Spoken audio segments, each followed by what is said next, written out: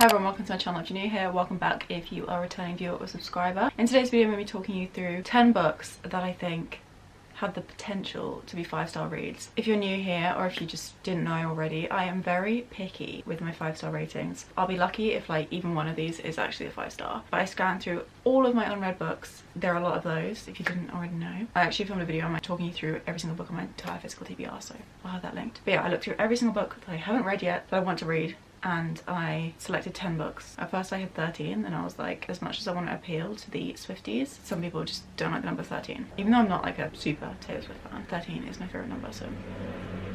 But I'm sorry, we couldn't do it.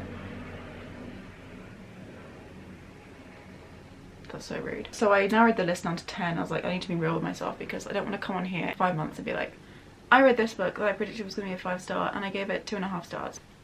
That's not what we're going for here. These are books that like seriously could be in the realm of 5-star, so they might end up being 4s, but I doubt they're going to be anything lower than that. This video is going to be a little bit of fun, but I thought it could also help you to see kind of what my reading taste is like and what I kind of tend to get out of 5-star reads. So the first book is the book that actually inspired this whole video idea, and that is A Theatre for Dreamers by Samson. I've always wanted to film one of these videos. I finally purchased this book and I discovered something extra in it. I was like, yes, this is hopefully, fingers crossed, gonna be a 5-star read. So this book is set in 1960s in Hydra, which is a Greek island. Erica's 18, ready for freedom. She's swept up in a circle of bohemian poets, painters, musicians, writers and artists living tangled lives. Life on their island paradise is heady, dreamlike, a string of seemingly endless summer days, but nothing can last forever. Poets, painters, musicians, writers and artists are some of my favourite people to read about. So I was immediately already hooked in this book. I saw it in Waterstones like a couple of years ago and I've just been like intrigued kind of ever since. I found this brand new in this like random shop that sells like discounted books and I was just like, immaculate. And then I was randomly flicking through it the day after I bought it and I noticed that Leonard Cohen is not just like mentioned in this book, but he's one of the characters in it. I love Leonard Cohen, I love his music, I love his poetry, everything.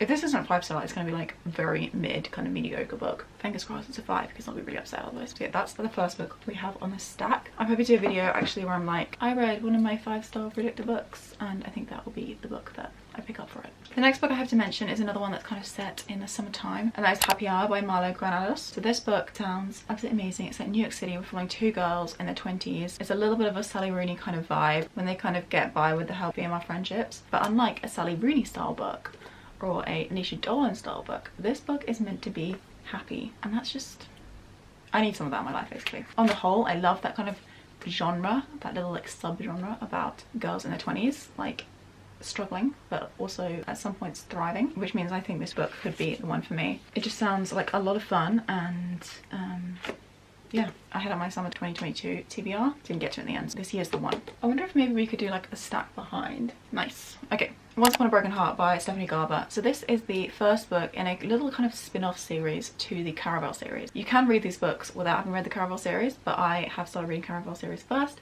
so I want to read that and then I can get on into this one. Caraval so far has been a 4-star read for me. I think the books are going to get better as they go on in the series, but one of the things I love about those books is Stephanie Garber's writing, and this is a later release of hers, like a much later release, and I just think that this could be like a much better book than Caraval. And considering I already enjoy Caraval and I basically see only 5-star reviews for this, we're following Evangeline and she strikes a deal with the Prince of Hearts, and in exchange for his help he asks for 3 kisses to be given at the time and place of his choosing. Basically she is in love with this guy and he is marrying someone else and she really wants to stop the wedding, so she enlists Jack of Hearts to help her, and he's like, yeah sure, I'll do that, but you need to give me 3 kisses, either to me or to like other people, but whenever I want. And then it turns out that his deal's a bit more complicated than that. I'm hoping this is going to be a romance between Evangeline and the Prince of Hearts. I'm saying Jack because there's a character called Jax in the Caraval trilogy. I'm hoping this will be a 5-star read. I'm hoping this will be my kind of like re-entering into fantasy, my love for fantasy, because I'm a little bit away from that at the moment. I was thinking this book is going to be really thick, but actually the font is quite big, so all in all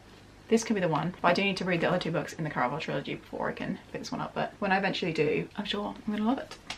Next up we have another book that's been on my kind of like Goodreads TBR for a long time, but I only physically bought it like a couple of years ago, and that is If We Were Villains by Maurier. So this is essentially a book that is kind of on par with The Secret History. Secret History is of course a classic, but this one is very much a staple within the dark academia genre. I read The Secret History, I really enjoyed it, I gave it 4 stars, but I didn't love it. So I'm hoping to kind of find my love for the genre within this book. I think it should be a lot of fun. I'm hoping to read it this year in the autumn months, and it should be a good time. We are following a bunch of actors in a kind of like Shakespeare inspired group. They're thespians, is that the word? I think so. They always perform Shakespeare plays basically, and then one of them winds up dead, and we start off with one of them in prison having been blamed for the murder, and then we go back like in time and figure out what happened. Hopefully it's amazing. Hopefully it's not just like a complete rip-off Secret History, but if it is, then hopefully it's better than Secret History.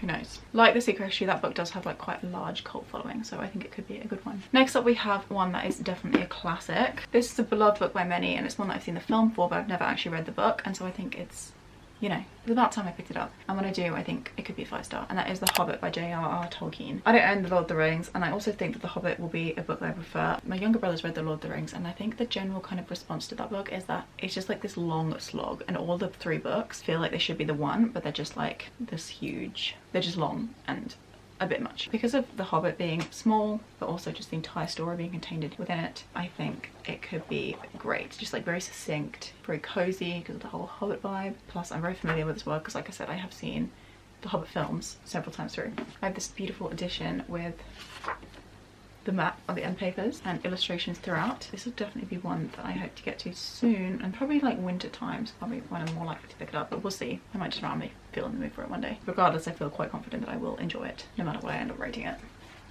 That looks a bit odd, but it's a big book. We have another classic, and that is Crime and Punishment by Fydor Dostoyevsky. Massive book, very different tone from some of these other ones I've been mentioning. I now own 4 of the major Russian classics in terms of like these big beefy boys. Out of all of them, there's ones I want to enjoy, but this is the one that I feel like most convinced that I will actually enjoy, and that is because it is essentially this kind of like question of morality, and I love discussions of that. I love kind of like the absolute spiraling that a character goes through, and I'm very much a character driven reader, so I think this could be fantastic in terms of that area. So it says, consumed by the idea of his own special destiny, immured in poverty and deprivation, our main character is drawn to commit a terrible crime. Madness, guilt, and a calculating detective, feverish cat and mouse game unfolds. The only hope for redemption, if he can recognize it, lies in the virtuous and faithful Sonia. Yeah, so I think I'm just excited to see this guy grapple with the crime that he committed and send himself spiraling. It could be fun. See this man struggle, which sounds awful of me. This was a gift from my friend Leah. Happy birthday, my love. I wasn't sure which of the series you wanted next, but this sounds interesting in terms of like this Russian classic series. I hope you enjoy it. Leah, I'm sure I shall. In theory, I would love to get to this book this year, but whether that will actually happen is very much up for debate. Next book we have here is one that is kind of classic inspired in terms of it being about a classical myth, but is not an official classic just yet. But this is Ariadne by Jennifer Saint. I got this beautiful ARC edition of the book. That's the reason why the cover looks a little bit different from the one that you might see in store. So Ariadne is, like I said, a retelling of Ariadne and the story of Theseus and the Minotaur, but it paints Ariadne in a different light, and it kind of explores other themes within the original tale. The reason why I think this book could be the one for me is because the writing is described as being like beautifully lyrical. Like, it literally brings people to tears. Character driven books, lyrical writing, those are my things, and that seems like that's exactly what this is going to be. It's going to be a deep dive into the character of Ariadne. It's probably going to be quite moving and written beautifully, so all round stunning. I really want to annotate this book when I read it, but I'm not sure whether to annotate the arc or whether I should not and then buy a physical copy for myself. I'm not sure. This is a very awkward size. Like, it's a much bigger size than the average paperback. Anyway, that's Ariadne. Now we're going to move on to the next one because I just spoiled it for you all. Frenchman's Creek by Daphne Maurier.